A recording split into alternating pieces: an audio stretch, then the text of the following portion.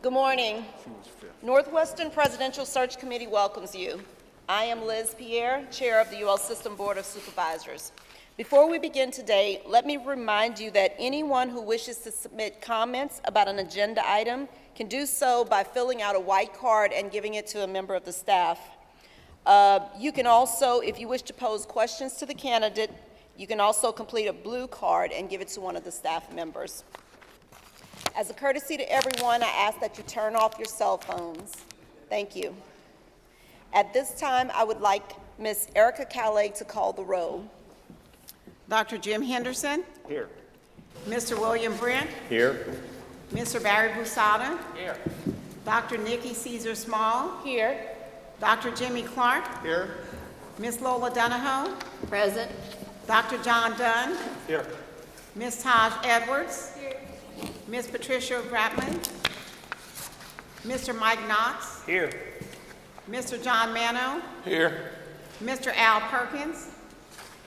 Ms. Elizabeth Pierre. Here. Mr. Joe Salter. Here. Ms. L'Oreal Williams. Here. Thank you. We have a quorum. Thank you, Erica. At this point, I will turn over the meeting to our committee chairman, Dr. Jim Henderson. Thank you.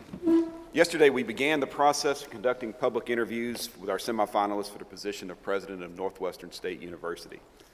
3 interviews were conducted yesterday, and the remaining 3 will be conducted today. We'll now conduct our 4th interview, and this afternoon we will conduct the final 2 interviews. As I mentioned yesterday, we are pleased that each candidate has accepted our invitation to visit Northwestern State. Yesterday and today, the candidates have been participating in campus and community tours and engaged with faculty, staff, students, alumni, and community members. These group meetings are just as important as the interviews, and so that feedback will be critical in our selection process. Yesterday, the committee interviewed Dr. Virginia Burkett, Dr. Jeremy Thomas, and Dr. Kimberly LaDuff. Shortly, we will interview Dr. Marcus Jones. The format of these interviews gives us a chance to engage with all the candidates to determine their ability to lead Northwestern, but also the visits allow for the candidates to determine whether the institution is a good fit for them. Do any members of the committee have any questions at this time? Do we have any public comments at this time? Yes, sir. We have 2 comments, and as I call your name, please step forward and someone will bring a microphone to you. You will have 2 minutes to address the committee. Our first individual is Doc Voorhees, and followed by Nicole Gray.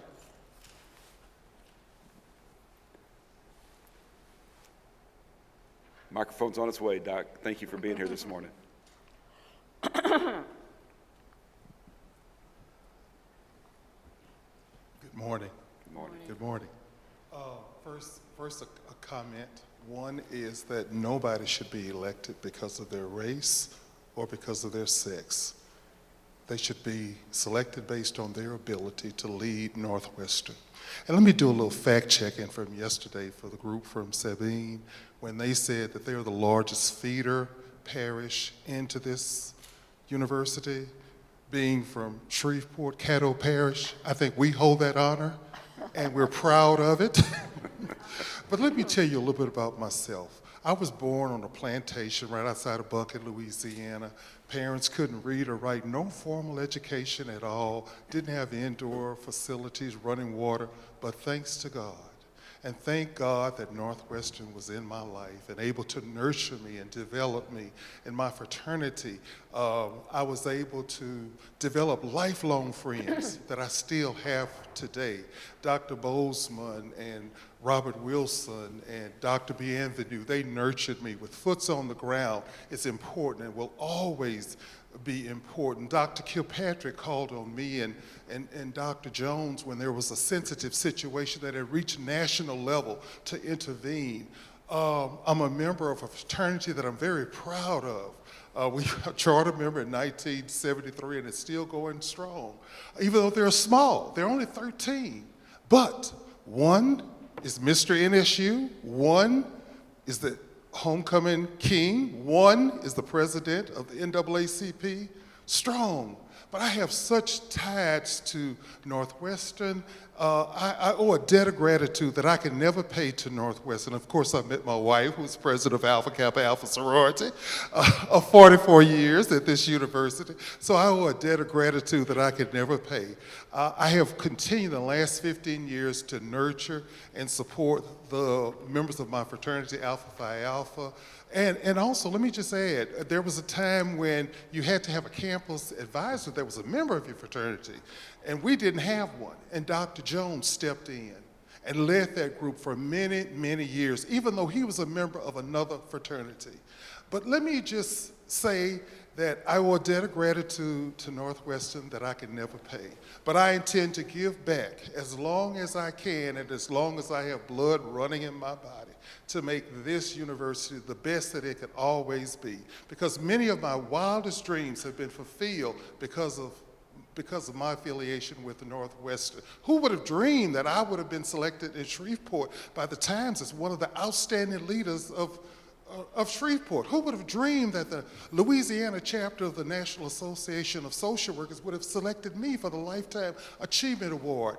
But, you know, I think Dr. Jones has stepped up to the plate. He's walked the grounds at every level as a student, as a faculty member, as an administrator, and he's prepared himself for this position to lead Northwestern where we need to go. Thank you so much. Thank you for that. And now we have Nicole Gray, member of the NSU Foundation. Thank you. I think all we need is the benediction now. Thank you, Doc. I'm Nicole Gray. I am a servant of the NSU Foundation Board of Directors, an NSU alum, graduate of the class of 1994. Many of you I am well acquainted with. One of you I've known since she was just a little girl. And it's a pleasure to speak before you today. As you all know, Dr. Jones is very well credentialed. I don't have to speak about his experience, his growth as a faculty member at Northwestern State University, his leadership on this campus, or even his leadership at the system level. I want to speak about him as my friend. I met Marcus when I was on this campus 30 years ago. I can't believe it's been that long. Jim knows. I know. And Marcus, I've seen him kind of stay the same in his personality, but I've seen him grow as a professional and as a human over that time. He has a meek and mild manner, but he's very powerful. He's very, very bold and very decisive, and I'm proud to call him my friend. The university has come a long way in the last 30 years. When I was on this campus, I know race is a very sensitive subject, but it shouldn't be. It should be something that we can talk about openly. There were no leadership of color when I was on this campus. There were a very few, I guess, faculty members at that time and plenty of staff. But a lot has changed over that time, and a lot about the university has grown over that time. And I think that Marcus is logically the right candidate to move forward as the president of this great university. I'm so proud to be an alum. I'm so proud to speak to you today, and I couldn't be more excited about the future of Northwestern at this time. Thank you. We have one more comment, Davina McLean, faculty member. Thank you. Unlike many people here, I didn't go to school at Northwestern State. I hadn't heard of Northwestern State until the job opening came for the director of the Louisiana Scholars College. Well, that's not true. I had worked as chair of the Minority Student Scholarship Committee for the American Philological Association. That's the Latin and Greek club for big kids, faculty, to provide a scholarship for a student to study at Berkeley, because he couldn't study Greek here, and he wanted to go on to get his PhD, which he did at University of Chicago in Humanities and Social Thought. He now teaches philosophy in Germany. But when I learned more about NSU and the job opening came, I was delighted to come here. Having said that, I have been at 3 universities as a faculty member, and I have seen what happens when you have a good university president, and I've seen what happens when you have a bad university president. I've seen what it does to the life on campus, to the students, and to the faculty. You've seen me speak before because I'm very passionate about this. This is not the choice for just one person. This is a person who will affect the lives of thousands of people. And it matters because this is a person who can help he can help make dreams come true, or she can help make dreams come true. Because that's what a president can do, by inspiring the staff, by inspiring the faculty, by inspiring the other stakeholders in the town, in the city, in the state, in the country. And that's why this search matters so much. I know Marcus well. I'm very fond of him. I think he would be a great leader. I haven't made up my mind because you have, as I said yesterday, brought some really great candidates. I will reserve opinion until I see them all. I'm asking that you understand, because there's a lot of stuff that's been going on that's not been good in this process. I'm asking that you understand how absolutely important this decision is for so many people. Thank you. We have no other public comments, Dr. Henderson.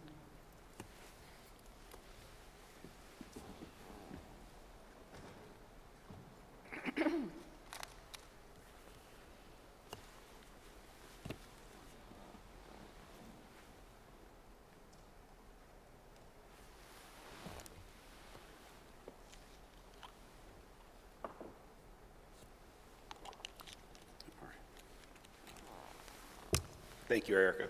Now, before we begin our interview with semifinalist Dr. Marcus Jones, I'd like to share with you the framework for the interview. Dr. Jones will provide an opening statement, and then the search committee will ask questions. After the search committee has exhausted its questions, Ms. Erica Calais, the U.S. System Vice President for Student Affairs, may address questions to the candidate that have been submitted by the audience. Again, if anyone would like to submit a question to be considered, please do so by completing a blue card. We will entertain as many public questions as time will allow. Following the public interview, the committee will enter into executive session to further dialogue with Dr. Jones. Once he has been interviewed and his executive session is concluded, the search committee will return to open session and recess until the 1:30 p.m. until 1:30 p.m. to interview Dr. Nancy Albers. At this time, I would like to invite Dr. Jones to the table. Dr. Marcus Jones has an extensive academic, business, and legal background, having served as Executive Vice President and Chief Operating Officer for the University of Louisiana System for the past year, where he oversaw the areas of business, finance, internal and external audits, equal employment opportunity, and IT for the system, and handled matters of system-level importance on behalf of the UL System President.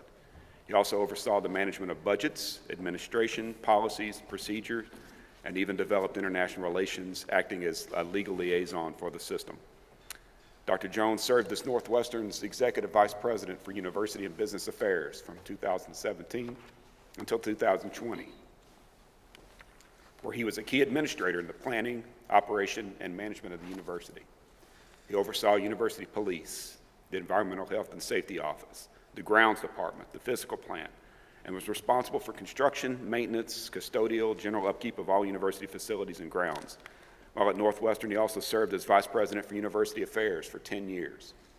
Dr. Jones holds a bachelor's degree in Business Administration and Finance from Northwestern State, a master's in International Business and Trade from Grambling State, and a law degree from Southern University Law Center, where he was managing editor of the Southern Law Review. He also studied international business and finance at the University of Plymouth in Plymouth, England. Thank you, Dr. Jones, for joining us today. Would you please take a few moments to introduce yourself and provide the committee with an opening statement? First, I'd like to start by thanking the committee for the important work that you will be doing today and over the next couple of days. I always find it important to talk about where I started. I'm originally from Winfield, Louisiana, and my parents had 20 children. I'm number 18 out of the 20. And needless to say, they didn't have a lot of financial resources to ensure that we went to college but they understood the transformative power of higher education. And so they made sure that they instilled that in us. They instilled grit and creativity and drive in us, but they also made sure that we understood the importance of higher education. I have with me today a letter that I received from Northwestern State University in January of 1988. This is the admissions letter that I received from the university, and it informed me that I was going to be receiving an $850 scholarship, $425 per semester, and it was signed by Dr. Robert Aloss, the president at the time. The second letter that I have is the award letter from the Financial Aid Office, signed by Gil Gilson, and that informed me that I was going to receive a $500 work study. At that point, I realized that with those two awards, coupled with my Pell Grant, I was going to be able to go and study at Northwestern.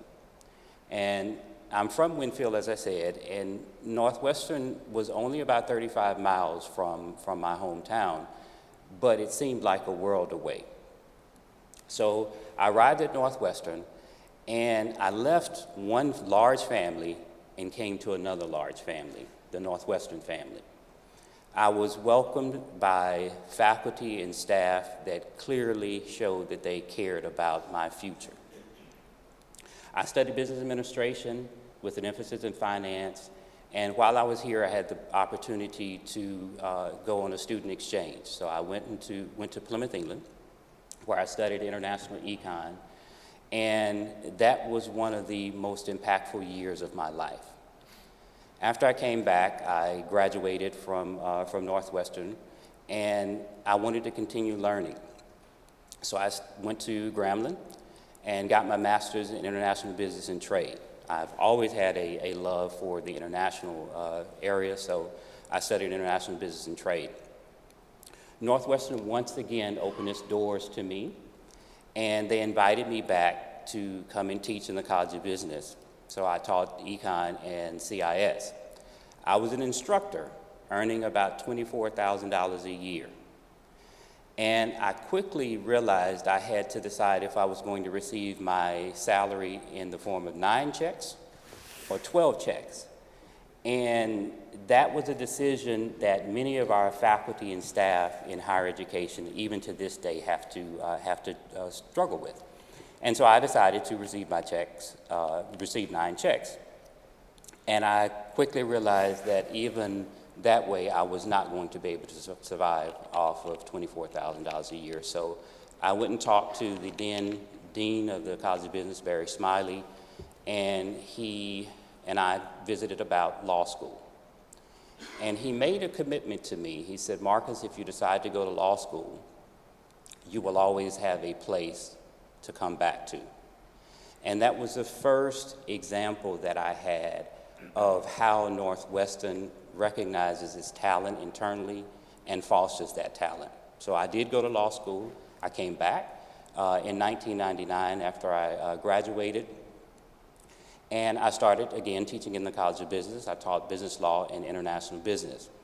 And that experience taught me about the struggles that our faculty face. I went through the tenure and promotion process. 6 years later, I became a tenured full professor. But I understood what it meant to publish. I published 30 journal articles. I presented both domestically and internationally in both Spanish and English. And I learned about student evaluations, how important they were, and how important the student is to the university. And after that, in 2007, Dr. Randall Webb, who was the second president that I served under, asked me to become an administrator. And so I became the VP for University Affairs.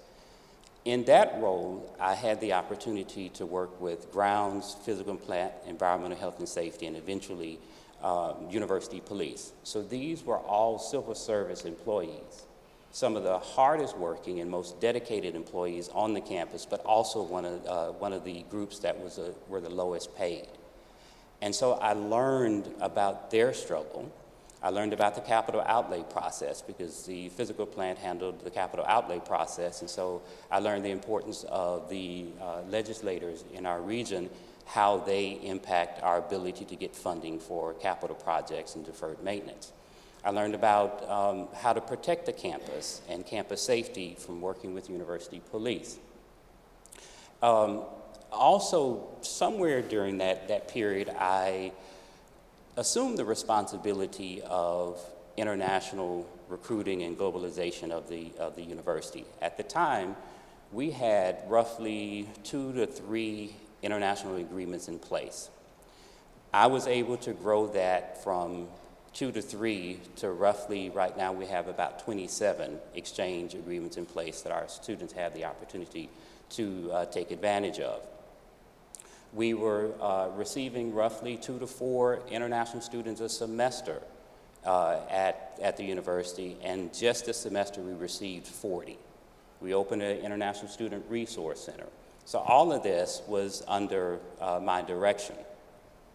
And then in 2017, under Dr. Henderson, I became the Executive VP for University Affairs and Business Affairs. So I retained responsibility for the areas that I just mentioned, but I assumed responsibility for business affairs. So that included all the financial pieces of the university, payroll, HR, you name it, it was under my area. And in that particular area, we were able to streamline some of the processes that the university used to make it more user-friendly for the end user, the faculty, staff, and students.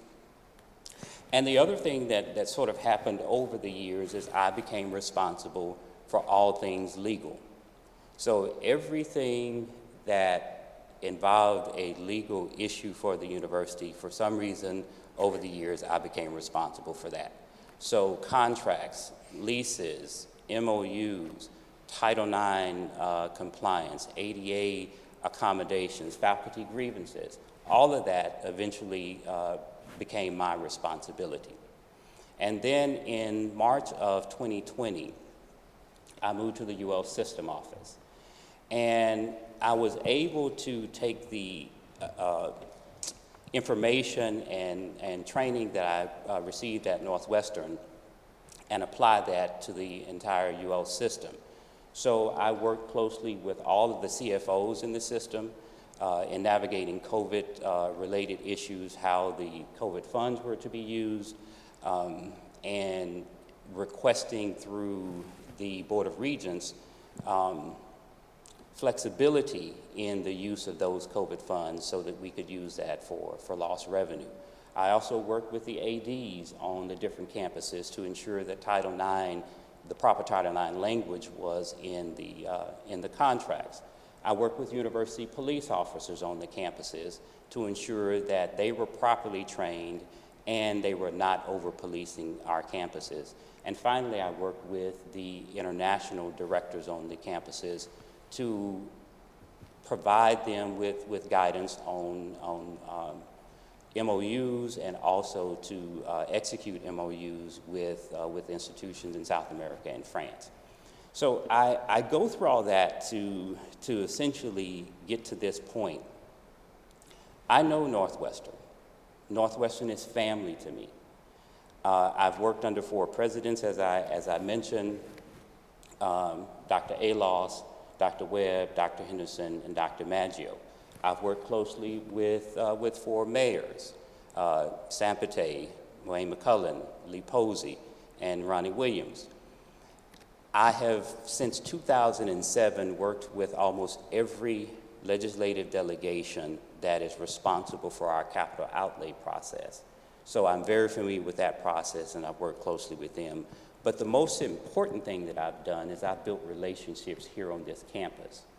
And I am in a position where I can hit the ground running. There is no learning curve for me because I know all the players on the campus and I know all the players in the city. So I will end by saying Northwestern is family, and regardless of what happens, I am going to be here to serve the university. And with that said, I will take any questions that you may have. Thank you, Dr. Jones. At this time, we'll entertain questions from the search committee, and we'll start with Mike Knotts, Northwestern alum. Dr. Jones, good morning. Good morning. You have told us about your love for Northwestern and why you came here and the things that draw you to Northwestern. But as I think I asked you this question yesterday, so maybe it's easy for you. But as the University of Louisiana experience you had, system experience that you had, you could have applied for any university president's job. And I know you've watched the process and you understand the process. So tell me about why Northwestern and maybe some of the visions you have for Northwestern going forward. So Northwestern, as I mentioned, has always been home to me. When I started on this journey with Northwestern working, my goal was to always end my career at Northwestern. I had the opportunity to go to the system office, and when the opportunity to come back and work as interim president became available, and I got on campus and I started working with the students and the faculty and staff, I realized how much I missed being on a college campus, and I realized how much I missed being with the students.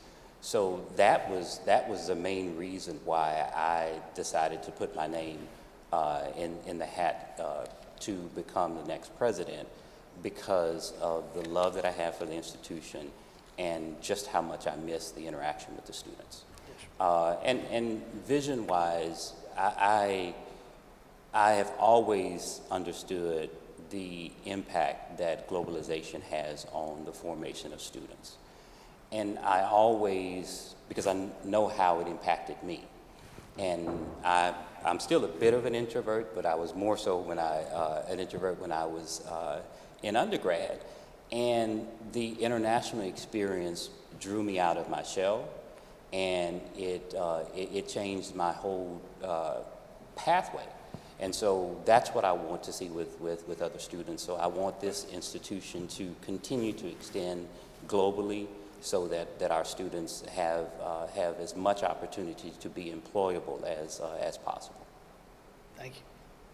Thank you. NSU alum John Mano. How you doing, Doc? How are you? Good.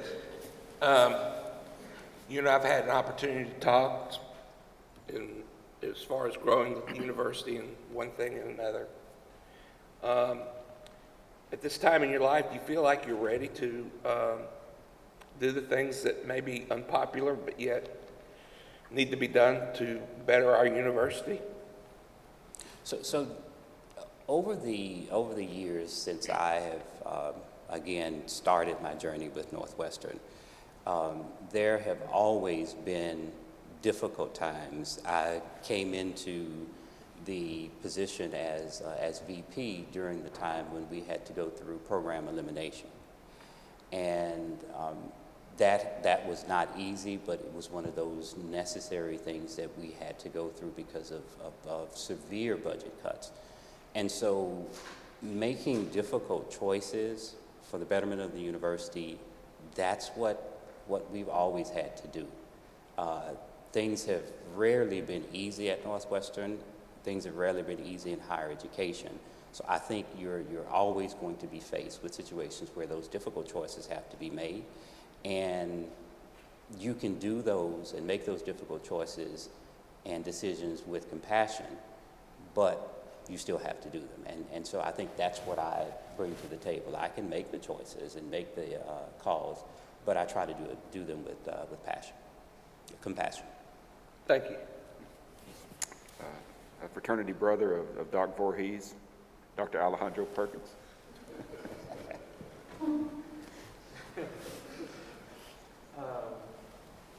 Good morning, Dr. Jones. Good morning.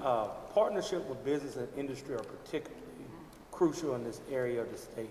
Northwestern could benefit from increasing these partnerships and bringing in more private revenue. What experiences do you have that can help in this area?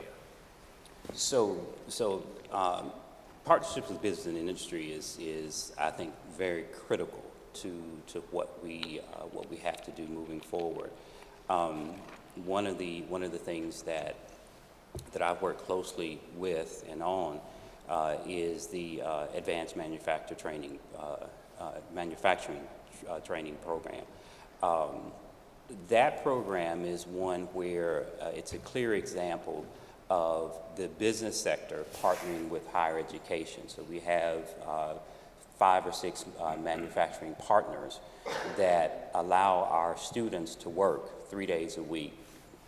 And then there's an educational component where they are studying in engineering technology. So they're studying there, and they're able to combine that type of experience, where they get the work experience and the classroom experience at the same time, and they end up with a degree, and they become more employable. So I think those types of things we will have to continue to do, and they have to be revenue generating types of partnerships in order to reduce our reliance on state funding. So we have to continue to do more of those types of partnerships in order to reduce that reliance. Thank you. To Liz Pierre, and she's finding her question because Mr. Perkins took her question, so. Thank you for being here this morning, Dr. Jones. I guess I'll go with, how do you measure organizational effectiveness? This is one of the SAC COC accreditation standards, and we are interested in your view on how you would measure Northwestern's effectiveness over time. Please include in your answer your experience with measuring student learning outcomes. So student learning outcomes, of course, are a part of SAC COC, but I think those outcomes have to be a part of what we do every single day. They shouldn't be something that we do just because we're going up for reaffirmation. I think that's something that should be included. So when we're talking about the writing ability or critical thinking skills, those are things that should automatically be incorporated into every degree program in every class. And it shouldn't be something that's kind of brought out once we are going through the process of reaffirmation. And how do we measure those? Well, of course, you can look at the end result of how effective the student is on a test, but you also can measure those by looking at how employable they are when they graduate. One thing that I found, and I visited with several local business leaders, and a couple of things that they brought up was that our students have the course knowledge, but some of those soft skills that's really needed when they are in the employment sector, those students don't end up not having those. And so what I've done is visited with the Dean of the College of Business and a couple of others, and talked to them about talking with business and industry leaders in the area to make sure that we are addressing the needs they have in their employees, and making sure that whatever it is that they need, we are trying to incorporate that into our degree programs and into the everyday classroom work. Thank you. Speaker Joe Salter. Good morning, Dr. Jones. Morning. You've had a lot of experience here at Northwestern, and I suspect at some points during that time you perhaps thought, if I were in charge, I think we need to address this. And then most recently, you've had the opportunity to be the interim, and I suspect, again, you might have been a little hesitant to maybe do some things that you really thought needed to be done because you might have thought, well, I'm the interim, I'm not the president. So my question is, what if you get the position as president, what things do you think need addressing? I don't mean detail necessarily, but just in general. What would be things that you would concerns that you would want to try to take on? So I will immediately talk about the recruiting model that we currently have. It's heavily focusing on high school recruitment, and I think that pool of students is starting to shrink a bit, and then we have more competition in that area. So I'd like to focus and change our focus to looking at some of those non-traditional students and some of the students that that we would not traditionally look at. We met, it's probably been 2 weeks ago, with the Tunica Biloxi tribe. And they are wanting to have Northwestern do more to recruit some of their students. And we have roughly 600 students, or college age students, and about only 10% of those students end up going to a higher ed institution. So I think looking at populations like that would be something that I would want to do. And then, of course, just continuing to expand on the international piece, which is within my control now. But I think if I become president, I think that would be something that I would want to expand a bit more. And trying to get some additional funding for athletics is an area that I would like to focus a little bit more attention on if I become president. Thank you. Good answer. Madam President, L'Oreal Williams. So you kind of asked my question that I was going to ask right before I can get to it. So, I read it off your the wisdom outer man. So as a president, you President usually- Williams, bring that mic closer to you. Still water runs deep, folks. She's, there you go. So as a president, you're usually under a microscope. So how are you going to deal with the pressures of essentially being watched 24/7 every day of the week? That is 24/7, just all the time, just being watched, and people, like, everything you do, monitoring. That's something I'm accustomed to. I think when you are an administrator in higher education, the higher up you go, the more under a microscope you become, and so you get used to it because you understand that 24/7 you represent the institution, and there is no real downtime when it comes to not being in the spotlight. So I think you grow accustomed to just being in that spotlight. So it's not anything different from what I've already been dealing with for the past 23 years at the institution. So I'm accustomed to it. Thank you. I know Dr. Caesar Small had a question.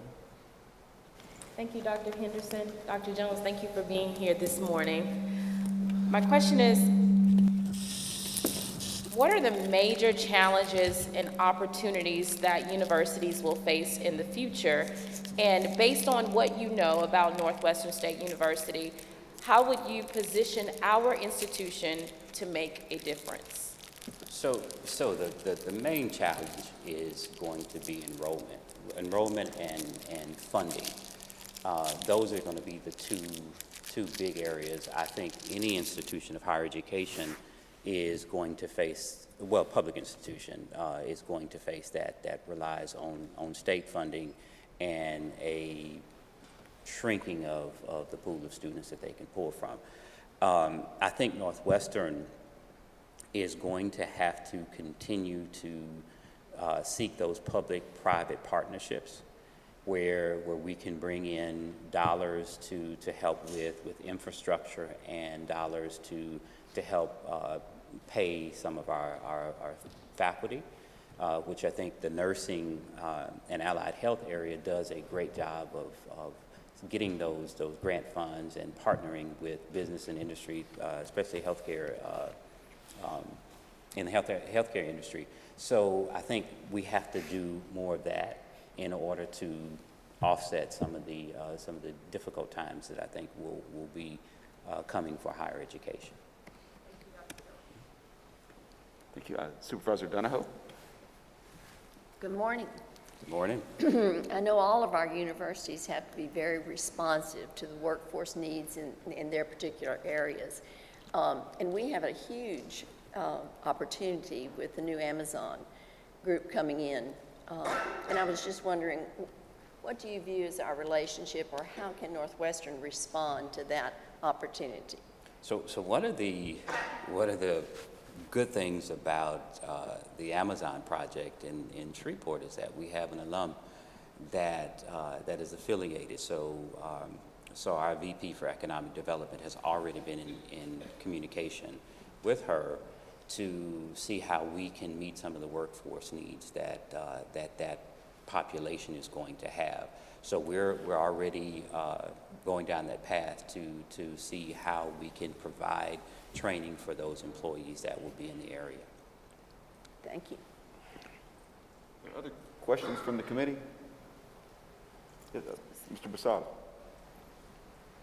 Good morning, Dr. Jones. Good morning. 20 children. Your house must have been a lot of fun, huh? Well, there were 13 girls, so it was... Oh, wow. This job ought to be very easy for you. You've had quite a career, most of it spent right here. Of course, you've had some time at the system office. So my question is, over your professional career, what's the most difficult problem that you ever faced, and how did you resolve it? So it goes back to the program elimination, and it was one of the most difficult things. And I was a relatively new administrator at the time, so I just become a VP. So I don't know if Dr. Webb knew this was coming when he hired me or not, but I walked into something that was really difficult. And as I said a moment ago, I think the only thing that you can do, especially if you know that this is something that is unavoidable, is do it with as much compassion as possible. And so having to let employees go or cut their salary was not easy. And so we sat in the room and had to meet with these employees and talk about their options.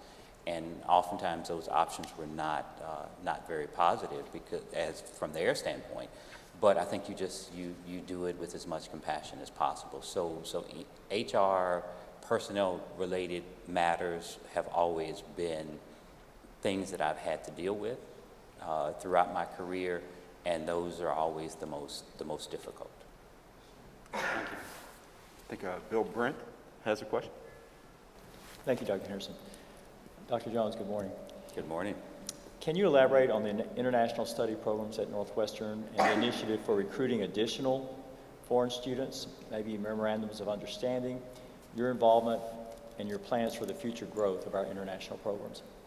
So, as I mentioned before, we have 25, 27 at the moment, and several of those agreements have dual degree components, whereby the students can come here after they've spent three years at their home institution, spend a year and a half at Northwestern, and get a degree from both institutions. And these, of course, are paying students. We're not talking about students that are coming tuition free, so they're paying students. And we have the same opportunity for our students to do this abroad. How I would like to see this expand is currently we have many of those agreements in the College of Business, Business Administration, Accounting, and HMT. So I'd like to see some other departments work on those types of agreements, whereby they map the courses that we will accept and map the other institution will map those courses, and then we try to expand it to additional programs. We're currently working with the University of Angers in Angers, France, University of Veracruz in Mexico, and Northwestern on a triple degree program with HMT. And the students would spend a couple of years at their home institution, and then they will travel to the host institution, so they'll be traveling to 2 host institutions. And this, again, will provide our students with the opportunity to get this global experience, but it also will, I think, position them to be more competitive in the job market. So it's just kind of being creative and looking at some of those programs and seeing how we can expand them. We have a good framework in place already, we just need to expand on it a bit more. Thank you so much. I believe I saw Faculty Senate President Dr. Dunn raise his hand. Dr. Dunn? Thank you, Dr. Anderson. So as the interim president of Northwestern, you've had an advantage over the other candidates by already spending a little bit of time in the job. You've spent a large part of your career here, and you're kind of familiar with the NSU way of doing things. How does this familiarity hinder your ability to look and think outside of the NSU way in solving problems on campus? Very good question, and I would say that if I had not had the international experience, then I would probably say that it might have hindered me a bit more. But because I have traveled internationally and had the opportunity to visit campuses around the world and take ideas from those campuses, it has broadened my ability to sort of be able to bring new and innovative ideas into the Northwestern space. So had I limited my experience to just Northwestern or the system, then I would probably say it would be a hindrance. But because I have that international component, then it allows me to collect ideas from all over the world. And I've traveled independent of the university. Even before I started doing the international piece, I was traveling, doing research through Texas A&M, and traveling all over the world. So I've had that experience and exposure, and those ideas I've brought back to the institution. So I think, with that exposure, I'm able to be innovative and bring those innovative ideas to the institution. Thank you. Thank you, committee members. Erica, at this time, do we have any questions from the audience for Dr. Jones? Yes, sir. Dr. Henderson, we have two questions. The first question is from Davina McLean. You have worked under a number of presidents at NSU. What have you learned from both their successes and their mistakes? Easy. Davina's going to always give you a difficult question. I have had the pleasure of working under four presidents. Not so closely under Dr. Alos because I was a young faculty member. So I'm not going to talk a whole lot about Dr. Alos, but I will talk about Dr. Webb, Dr. Henderson, and Dr. Maggio.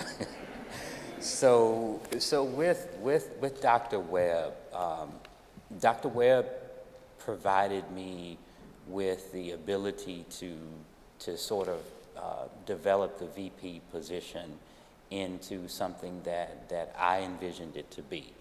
And so I think the thing that I take from Dr. Webb is allow your employees to do their job and give them the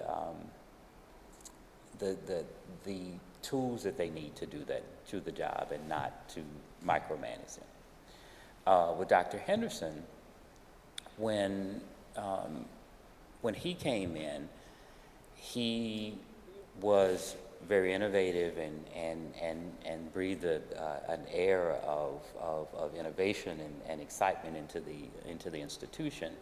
And I see a lot of that now at Northwestern.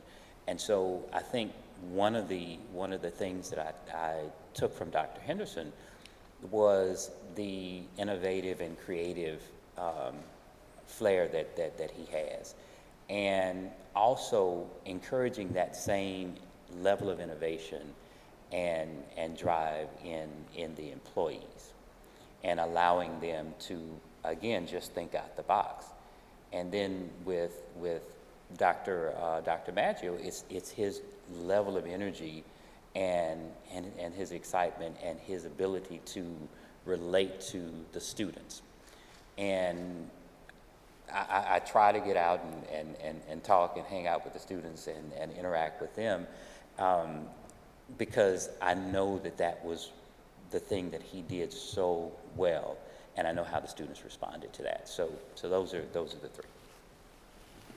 Thank you, Dr. Jones. This next question is from Doug Ireland. Today's traditional college students have more need for mental health services and counseling than ever before. They also have justifiable concerns about campus safety by far than in the past. How can Northwestern rapidly move to address these needs, assuming you concur? So campus safety is something that I'm intimately familiar with, and it is something that we have worked on for years. We got the Purple Alert system, the emergency notification system. We've installed additional cameras on campus, and we just are in the process of installing some license plate readers on campus in conjunction with the city. So I think the campus safety piece is something that is a joint effort, and it's a joint effort that has to be engaged in with the city police, the sheriff's department, the DA, and the mayor. And so we've all been working together to make sure that not only Natchitoches is safe, but the campus, Northwestern campus, is safe as well.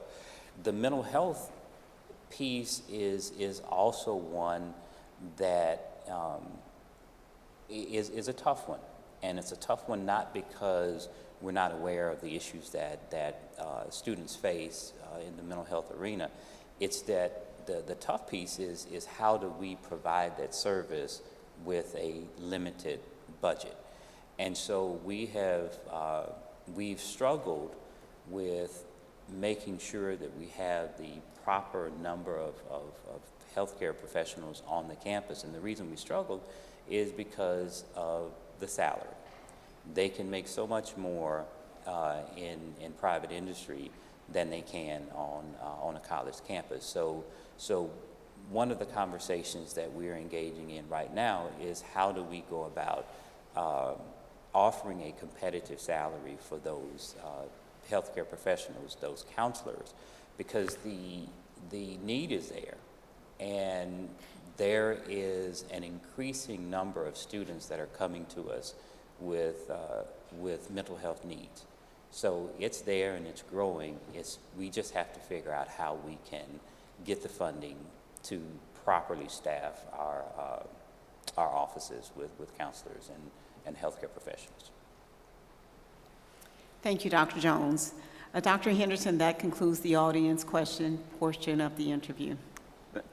Thank you, Ms. Calais. And for the committee members who aren't affiliated with Northwestern all the time, that question was from Doug Ireland, who spent more than 30 years in the sports information department here, is a member of the Louisiana Sports Hall of Fame, and is a Louisiana legend in his own right. So, Doug, thank you for your commitment to this institution.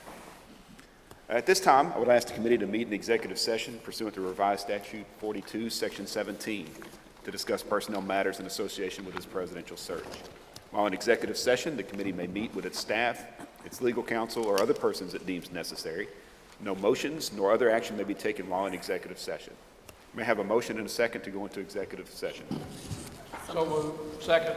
Moved by Ms. Pierce, seconded by Speaker Salter. Erica, can we have a roll call vote, please? Yes, Mr. Barry Busada, Dr. Jimmy Clark, Yes. Dr. John Dunn, Yes. Ms. Lola Donahoe, Yes. Mr. Al Perkins, Yes. Ms. Elizabeth Pierre, Yes. Mr. Joe Salter, Ms. L'Oreal Williams. Okay. It is unanimous. Thank you, Erica. The committee will now meet with Dr. Jones in the orchestra room.